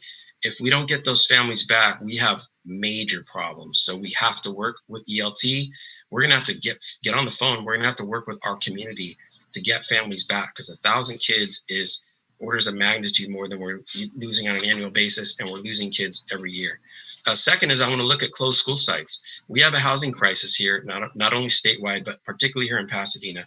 We need to look at ways that we can put those closed school sites to use for our district, whether that be low-income housing, whether that be mixed-use housing, whether that be what they have in Anaheim, where they have housing which they give to first responders and teachers at a reduced rate to bring those folks into the community. Having more police officers in our community is something that would be important for everyone, as well as teachers. So those are two of my priorities, but we also have to make sure that we're being fair and equitable with respect to all of our schools. And that's my time. Thank you. Mr. Coleman? So I've been the lone voice for our parcel tax on the board for several years, so glad to hear that some other people might be joining me, assuming I win and some of you do. I do believe that funding is a critical problem for this district. I do think that there are some signs in the future that we may see structure change, which is good news. This last June, for the first time since Prop 98 passed in 1993, the state legislature actually gave more money to public education than they were required to by the Prop 98 guidelines. I think that's been due to school board members up and down the state advocating with their state legislature. We've done it as a board. We went and talked to people in Sacramento. I routinely bend Anthony Portantino's ear on this. It's a desperately important subject. So I agree with that one. But I want to make sure that our services are prioritized according to the COVID kids. So that would probably be my second priority. And then the last one is mental health supports. I have 2 kids in school right now. They're both in high school and they are struggling. And my kids can get support. We can provide it as a family, but not everybody's kids can. And we need to make sure that we have good mental health supports district-wide. Thank you. Mr. Harton? Well, thank you. I think that the first thing that we need to do is make, and I think Ms. Lee touched on this a little bit, in terms of making our biggest challenges understandable by the public, and not just the insider groups, but everyone, so that we can build engagement in our public schools and increase community participation and governance. Personally, I feel strongly in closing achievement gaps. I'm a big proponent of doing that very quickly, as soon as we can, and enlisting the community to help do that. I do want to improve special ed services across the board and deliver more proactive, more user-friendly, so to speak, diagnostics of children. And then also more signature programs and pathways, because I think that brings folks back to our schools. But again, getting to that vision, getting to that 10-year roadmap is going to help us all come together for that common future, and then I'll work towards that as a board member to support it. And finally, Ms. Zubernat. Thank you. Number one, most certainly, is school enrollment growth. And I think that encompasses so many things that have been said here today. Our relationship with the city. Prop 15 could give us the funding to be a tremendous springboard to build with a vision, with a strategy, to build the future of PUSD as we work together. So number one would be school enrollment growth and ensure we're not continue closing schools. And number two is distance learning. We do not know how long we're going to be in a distance learning scenario or a hybrid scenario. We don't know what the future is looking like. What we do know is we need to shore up the inequities quickly. We need to ensure that our students have access to the technology that is needed to get an education. And we also have to ensure our teachers have the same.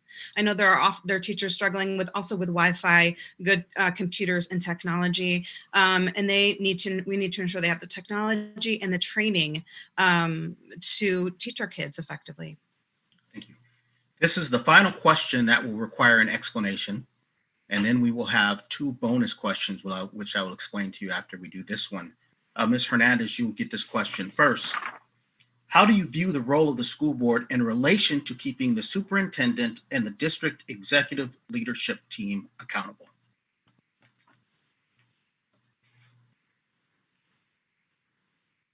The role of a school board member, that's actually a primary responsibility of a school board member, is to ensure that the superintendent and the individuals at hand, the head of different departments, are aligned with the vision and the mission of PUSD.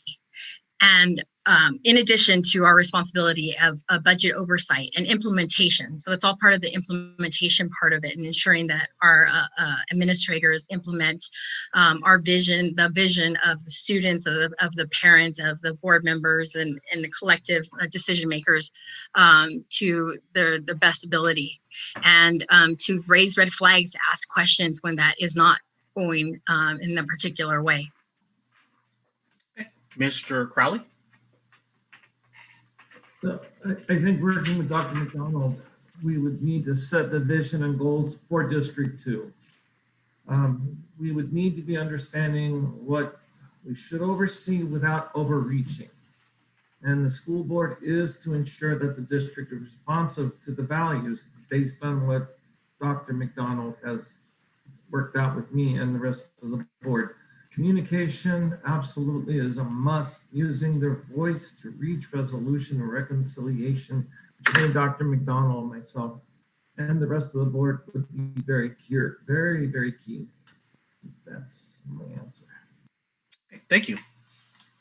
Ms. Hawley? The school board hires the superintendent and oversees the superintendent. We oversee the budget. The school board oversees the budget. And the school board is accountable to the public. That's how I see it. Okay. Mr. Hammack? Yeah, so our job, I think, as school board members is we've got to, establish goals and the vision for the district. So we kind of set the stage, and then we implement policies to move that forward.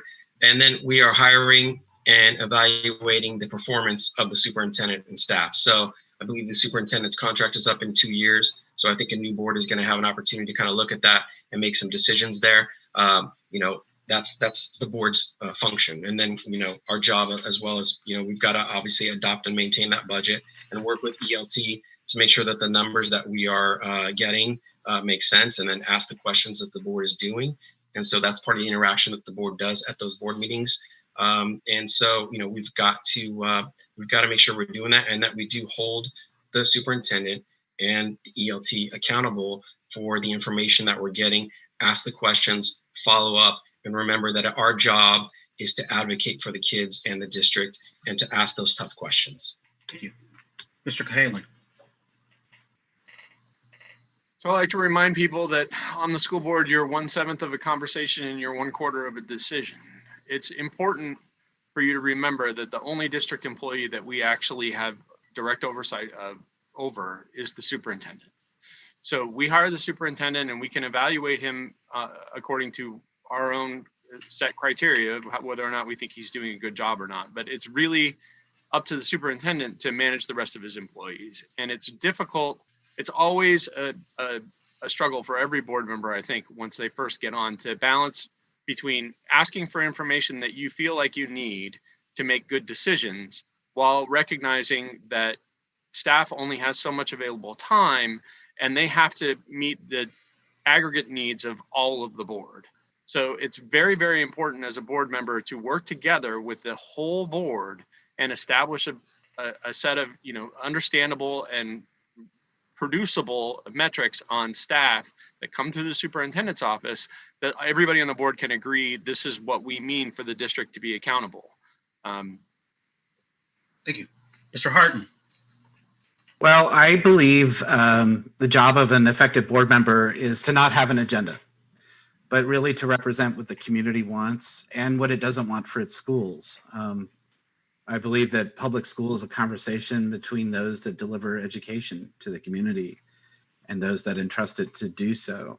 And the board member is the gateway, the facilitator of the conversation, to really make hard stuff understandable and listen to community direction and then govern that way.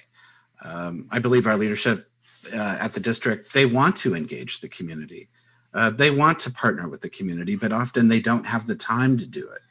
So I really see myself as the facilitator of conversations to really communicate to the public where struggles exist. If I'm having trouble with a decision, I'm going to be out there nonstop seeking balanced, constructive input and then holding leadership accountable to that voice. And I think with good relationships with staff, you can get there. You can be persuasive. Thank you. Ms. Zubernat. Yes, I see the role of a board member in two overarching ways. And number one is to be the voice and representative to District 6 and the residents that have voted the board member in. The other side of that is to ensure guidance and accountability to the superintendent, and that the gap between the two is lessened more and more, and that the communication of what's happening with funding, what's happening within our schools is more accessible to our constituents in District 6 as we move forward a strategic plan and vision for PUSD. Thank you. And Tina Wu Fredericks. So I think the lens that we all have to look through is student achievement. So all of us, the board, the superintendent, the staff, we're all doing this for the kids. So we can't make it personal. The role of the school board is to set the vision and the goals of the district that's based on student achievement and ensuring our resources are aligned with those goals that are student achievement. And they have to be data driven. So that way it's not personal. We got to look at how are the percentages, are they going up, down? And that's all objective. And we have to keep the superintendent accountable to the student achievement goals. And we are not there to micromanage staff, but we have to set clear roles for the staff members. And we have to establish a process of accountability for the superintendent, and for the superintendent to establish accountability of his or her staff members. So want to make sure there's a positive tone in our leadership. So, and that's a role that the school board can play. Thank you. Okay, that concludes the Q&A. This next part, you can answer, these are your three options: support, oppose, or no position. Okay? If you want to explain it, you can explain it in your closing statement. First one, the facilities bond Measure O. Support, oppose, or no position, Mike Crowley.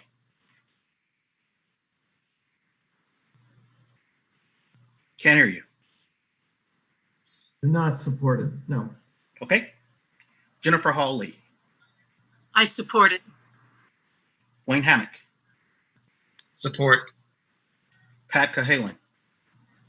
Yes, I voted for it. Mr. Harden. I support it. Ms. Zubernat. Support. And Tina Wu Fredericks. Support. Okay.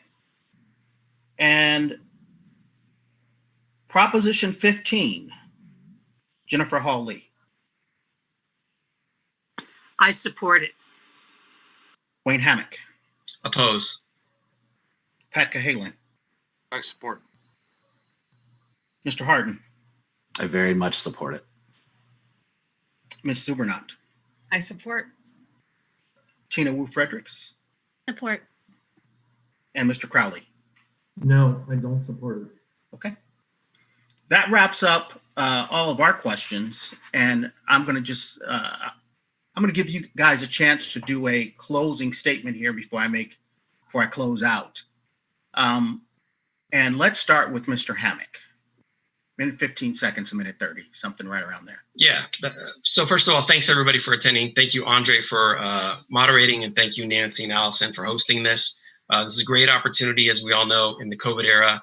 It's very hard to reach voters and talk to people. So thank you, everybody, for watching and for participating.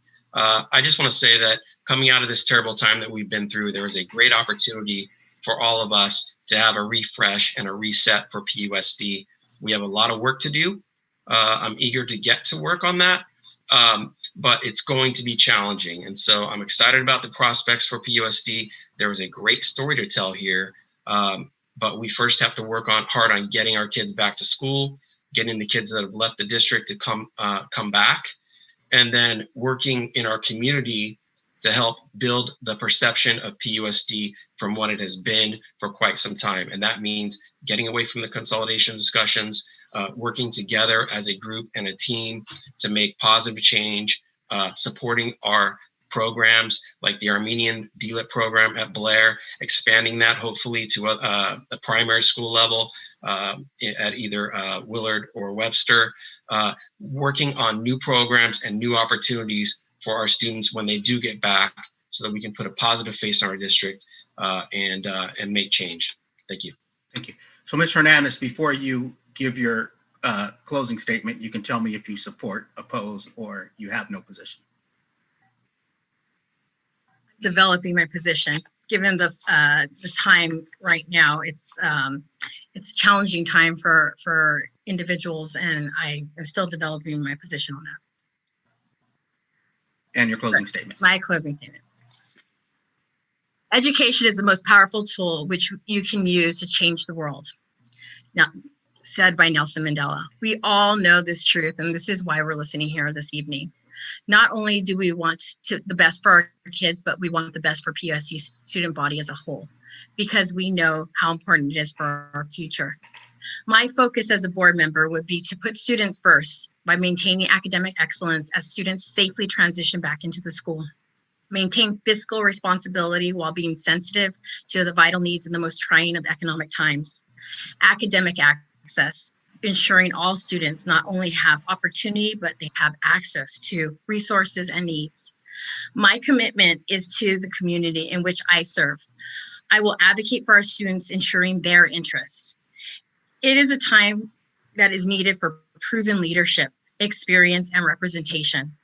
I will not only talk about what I'm going to do, I pledge to continue doing exactly what I've always done, whether that be coalition building by bringing over 4 dozen early education providers, including PSD, and educating parents about resources available to their child through the Pasadena Preschool Fair, or advocating for equity and servicing marginalized, underrepresented groups such as inner city youth through after-school initiatives, as I currently professionally do, or providing resources such as holiday assistance for Pasadena youth in conjunction with the city, as I've done for Pinteresca Park, or pursuing real policy change through initiating, sponsoring, and negotiating legislative bills that would add to California education that benefit some of our most vulnerable student population, as I have done through AB 3064.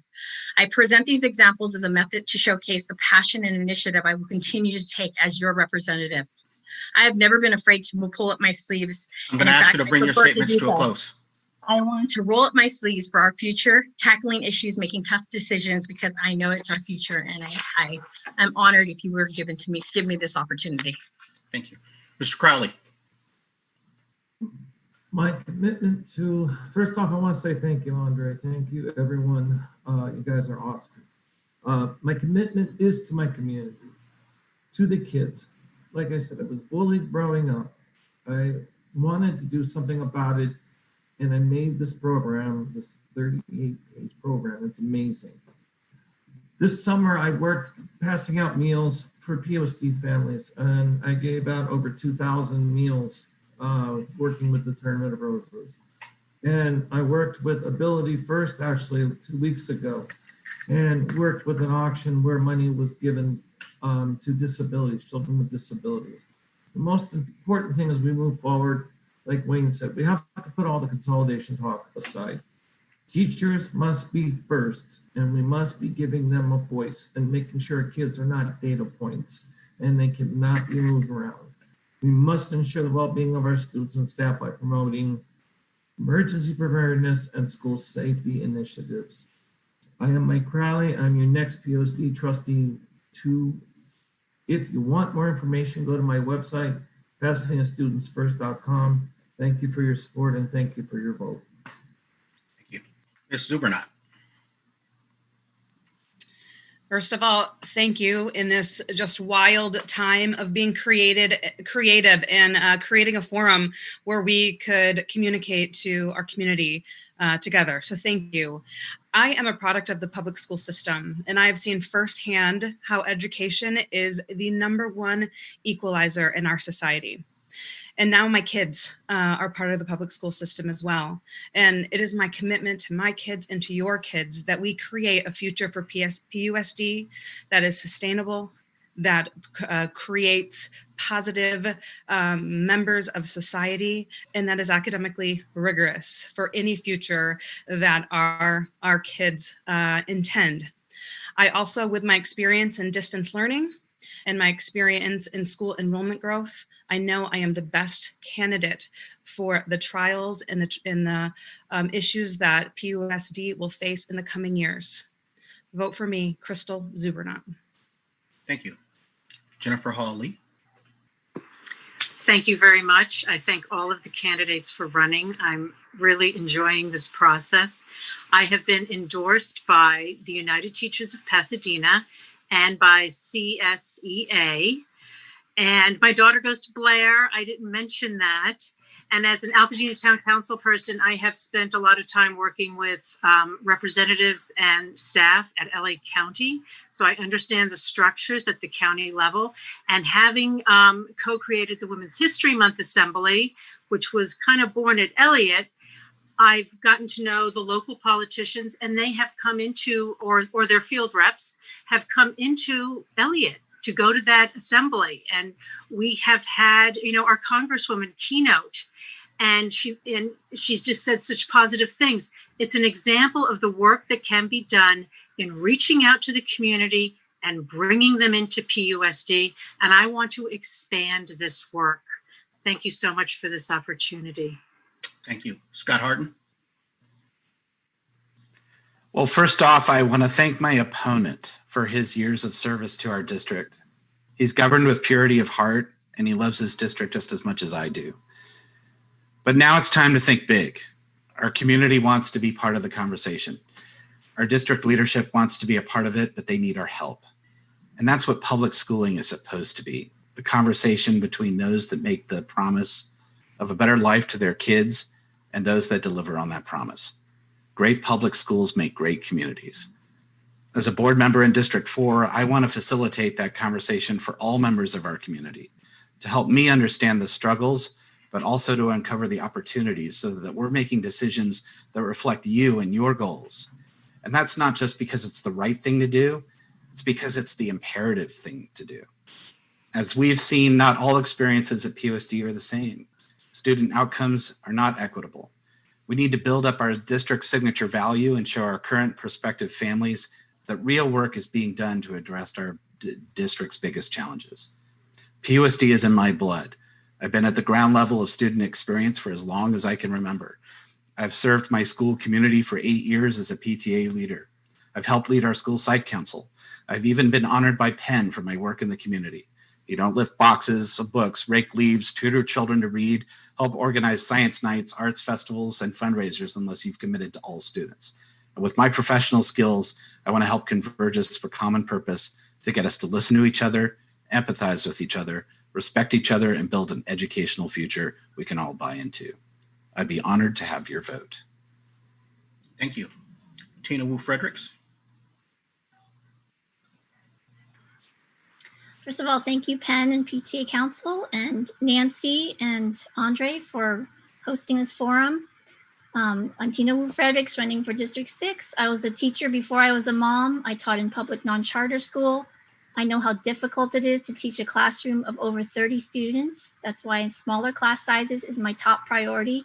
I believe we have the education experts in creating the best learning environment, our current teachers and staff who are making this work every day for our students with distance learning. We are building the plane as we're flying it. My job is to support and empower them. I've taken the time to talk to former school board members with higher degrees, policy experts, and PhDs. Why is nothing getting better? You know what they said? They don't like the politics. What this says to me is the need for the ability to work with other entities outside of the district, public and private, in our community, It's not enough to be an expert in education and budgets. If you've attended school board and come to know the strengths of current board members, you'll realize we have budget experts and policy wonks. What is missing is advocacy and community experience, which is the unique strength I will bring to the board. While working on seemingly separate issues like housing and healthcare, I have built the coalitions our district will need to lean on in times of crisis and beyond.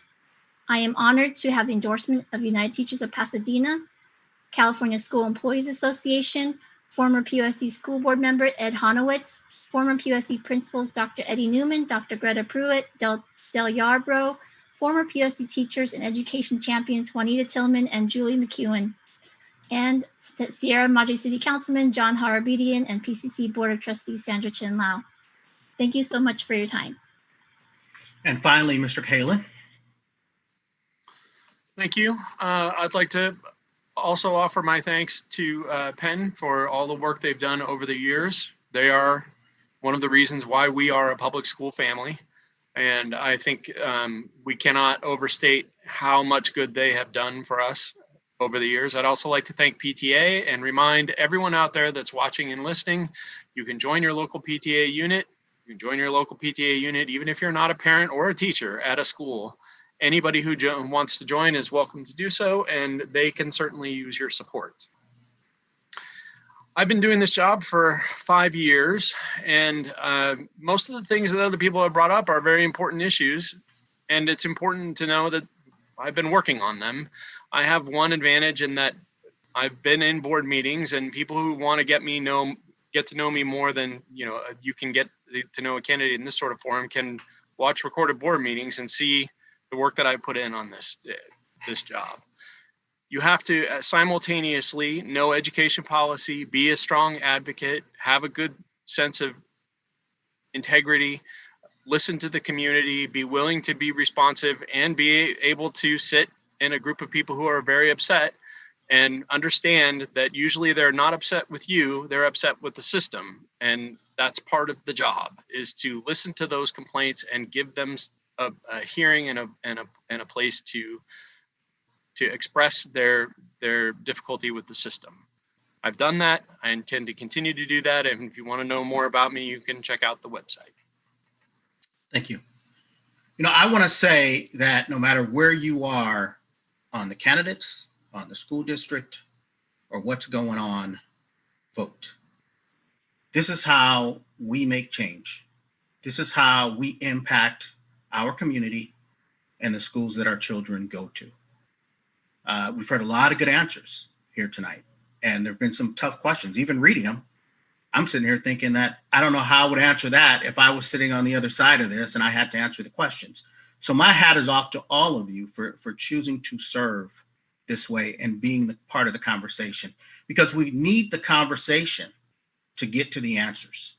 We don't get to the answers if we don't have conversation. Go ahead. I'm sorry. I just wanted to take a moment before we finish off. We're almost done. I just wanted to let you know that the PTA Council of Pasadena is the recipient of the 2020 National PTA COVID-19 Relief Grant of $15,000 sponsored by TikTok. With those funds, we were aimed to support our 21 unit PTA units, parent engagement efforts, and distance learning. Reach out to us because we want to inspire and connect and engage with you. Our website is www.ptacouncilpusd.org. And I wanted to thank everyone also who joined us today, our panelists, as well as our attendees.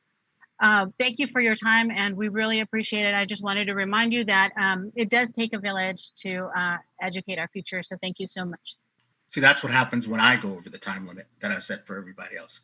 But thank you all for joining us. Again, the PTA, Penn, the Arroyo Station. Everybody have a great night, and please vote. Please vote. So thank you all. Good night. Thanks, Penn.